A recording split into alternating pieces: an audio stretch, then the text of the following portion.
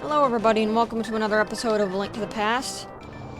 In the last episode, we bested Turtle Rock, and in this episode, we're actually going to be going back for an item that I forgot to get.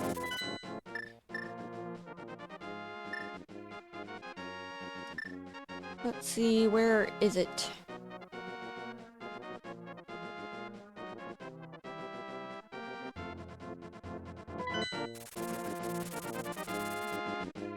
I think it's up there, but I could be wrong.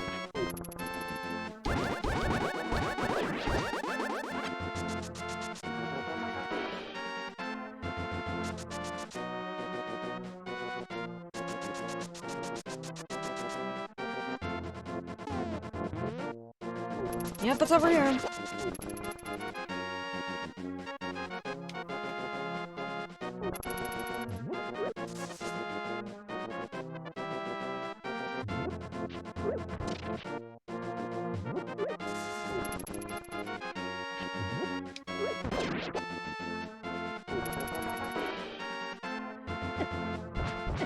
Hey.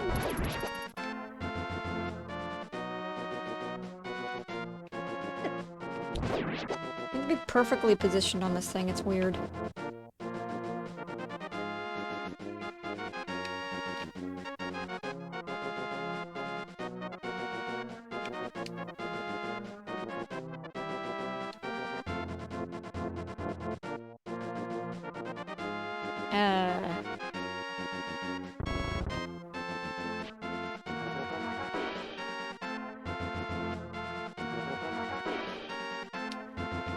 Okay, that's bizarre.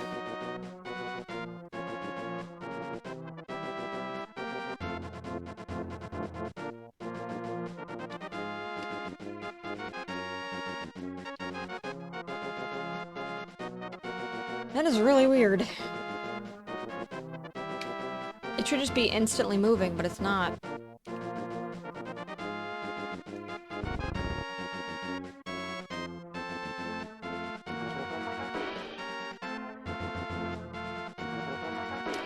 This grave has the cape. For some reason, it's not wanting to open. Not sure why that is.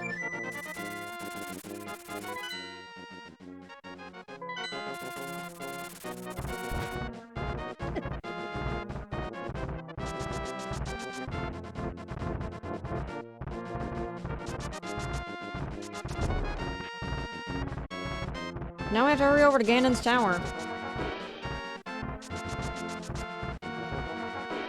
And it comes to this point where I feel like I have to discuss this. Now, after Ocarina of Time, like, there's been a lot of debate of timelines and everything else, because they decided to make split timelines after that game, which I think was actually a mistake.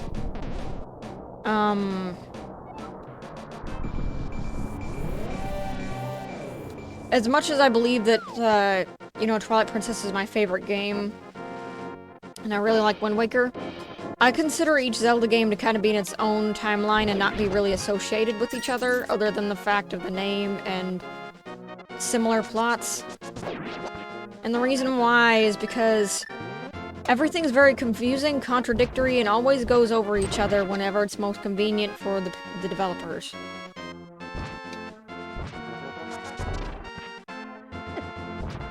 And at that point, I don't know, I feel like it would be dependent entirely on, like, I don't know. I feel like it's not a good thing. Because at the end of the day, they're still trying to fix the plot holes that they made after, Ocarina of Time, but they can't. Because they're already kind of set in stone and done and all that.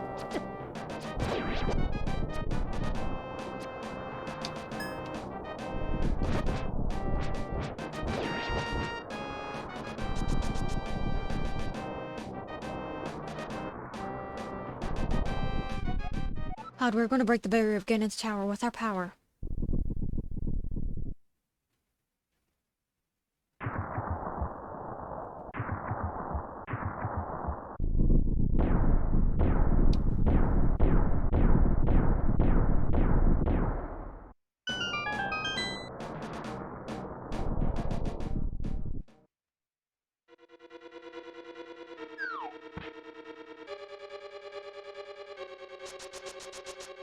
Yeah, Ganon's tower. The tower that... I don't quite remember, honestly. It's been a long time since I played this part. Ow.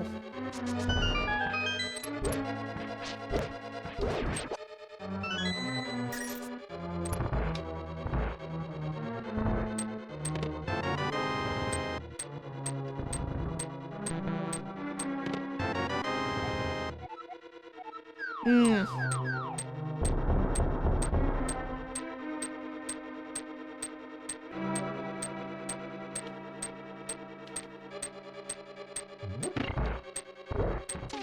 I see.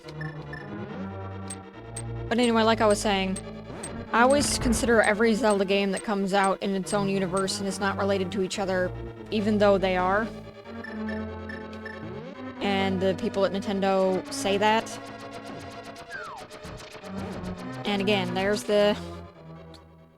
That's Nintendo saying, don't you dare use that technique that we know players would use. But anyway, they've said it. It's a fact that they are connected to each other in some way, shape, or form, but it's just... to me, it's not. Because when you get into the realms of Skyward Sword and them, I think Zelda would be a series that people would appreciate more if it was episodic in some ways, and less about each game having to sort of keep up. If they're concerned about, well, we want to make something more original, or we want to do this in this timeline, or we want to do this or that. I think it would be better if the story was not restricted by a previous game.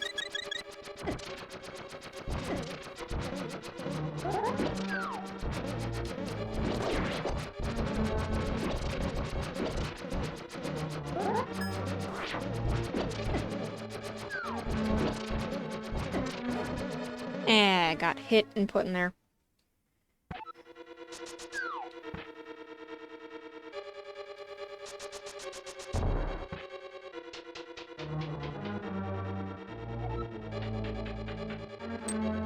It can also be called the sequel disease.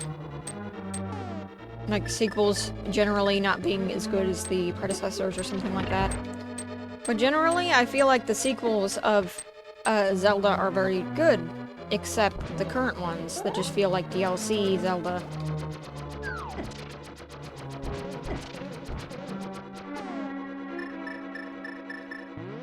In my opinion, there's a lot of room to be creative in making a game, but the problem is you want to make sure that the original is, like, what the original spark that caused people to really enjoy your game is still there.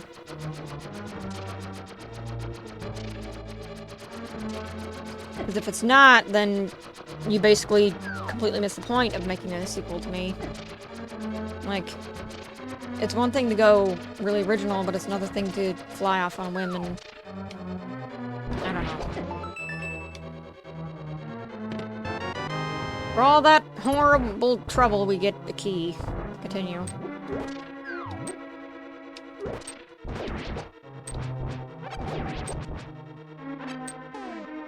Alright.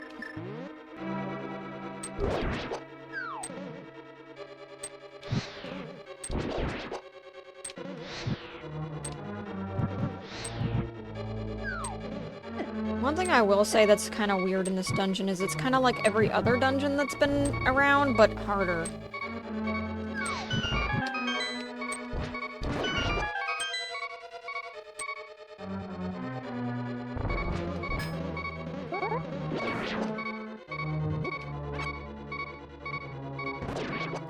Also, I just realized I did that in reverse order.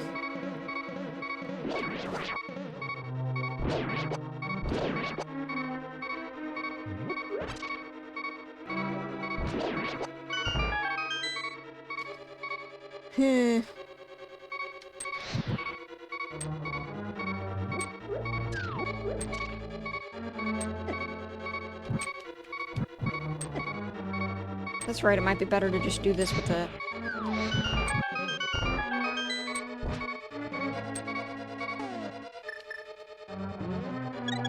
Might as well.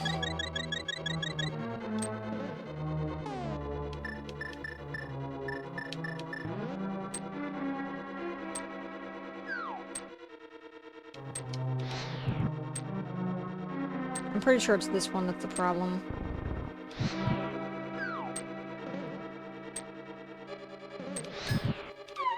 Ah. I'll just wait till these ones go out then.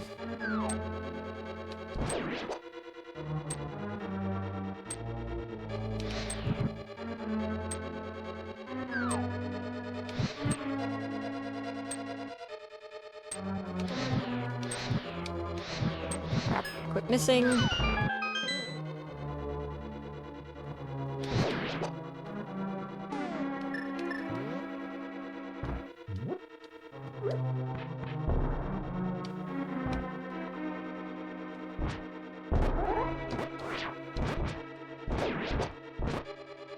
Thankfully, these guys don't take as much damage, or take as much hits when we have this sword.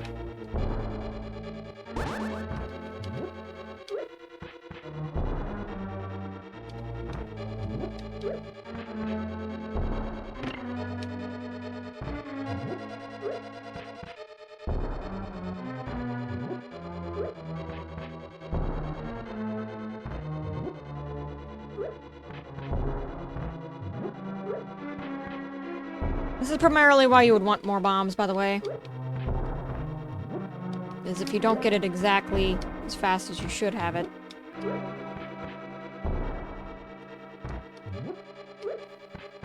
I'm not sure how the conveyor belt somehow carries the explosion farther, but we're not gonna think about that. But anyway, to finish the little rant thing, I think everybody probably has a favorite Zelda. They probably don't like other Zeldas as much as their favorite Zelda, which is why I think that even more they should be considered a part of their own universes, in a sense. The compass.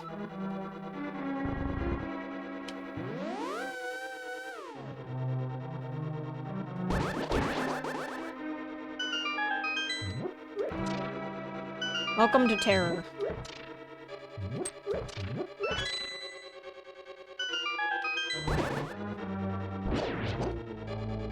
Make sure you don't actually hit the one that is next to you, otherwise you're gonna fall.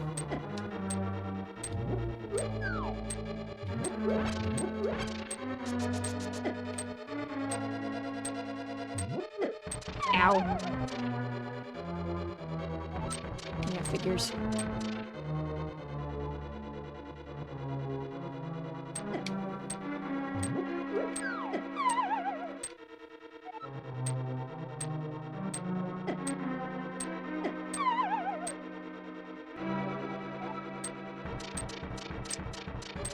Nope.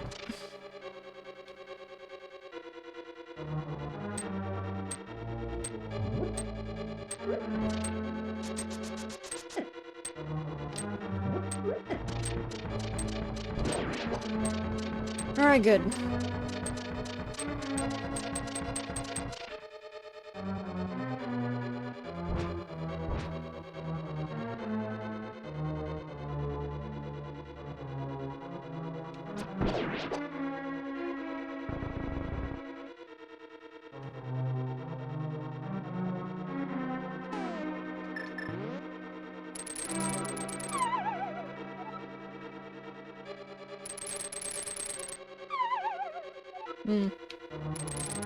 Pretty sure that thing was supposed to hit me. Or something. Ow.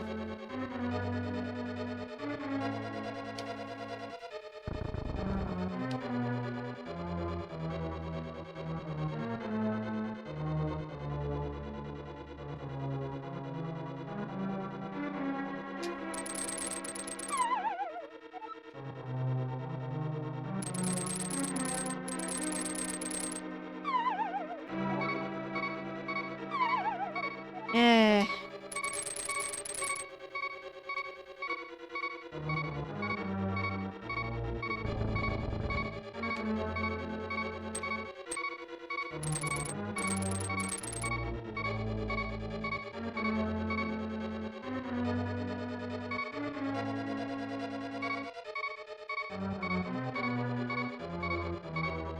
Hmm.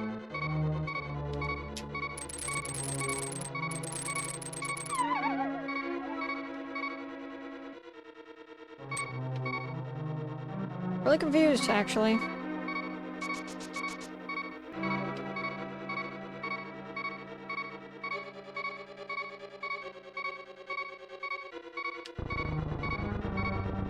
Ah.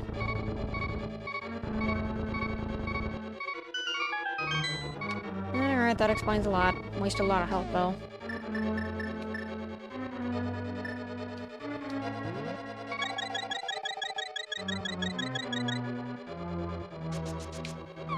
Ow.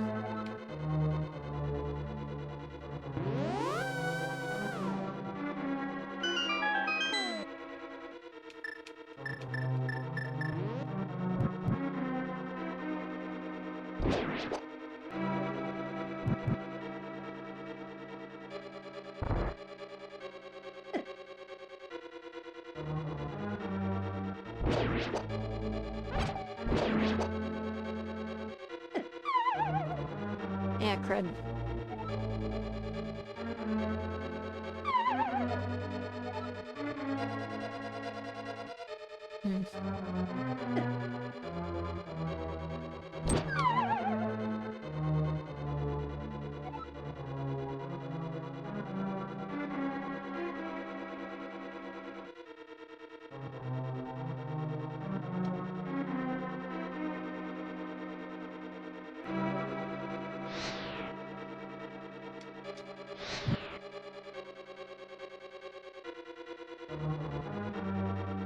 Okay.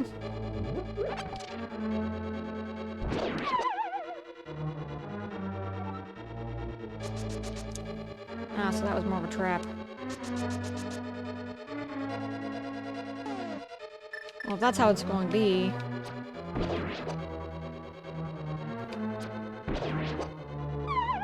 Ah, crap.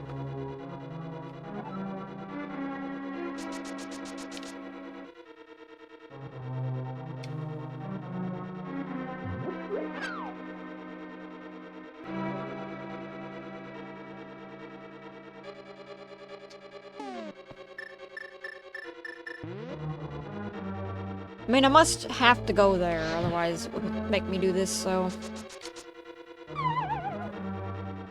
But man, slipping... If it's one thing I don't like, is that when you get a millimeter close to an edge, you immediately start to slip. And there's really nothing you can do about it.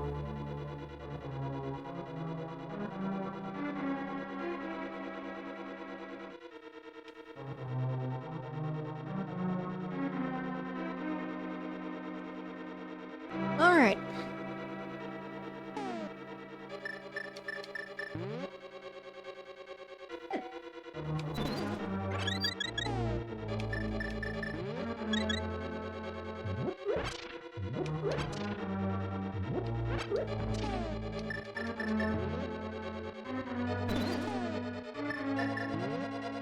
Play some of that, stuff I just spent. 10 arrows.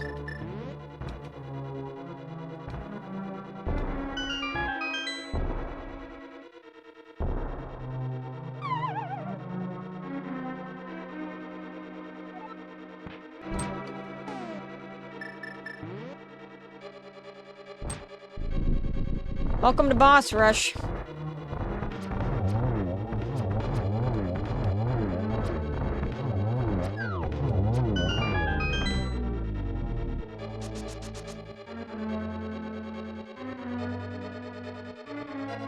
Except they had to use stupid ice physics. Big key! 10 arrows. Bombs!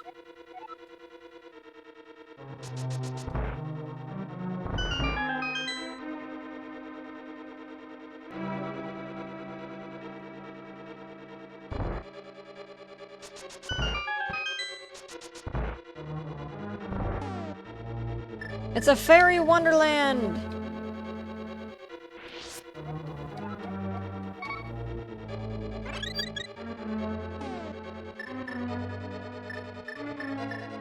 Alright. I'm not falling for that, I'm falling down there.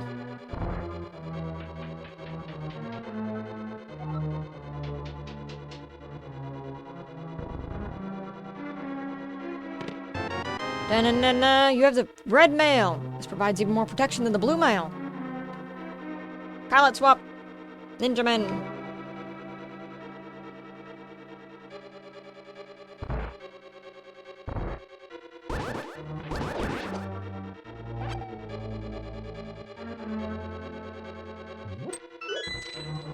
I am curious, though, if anybody's ever beaten the boss of this game without collecting any of the mail, because it is optional. Anyway, in the next episode, we'll be continuing through Ganon's Tower. See you guys then.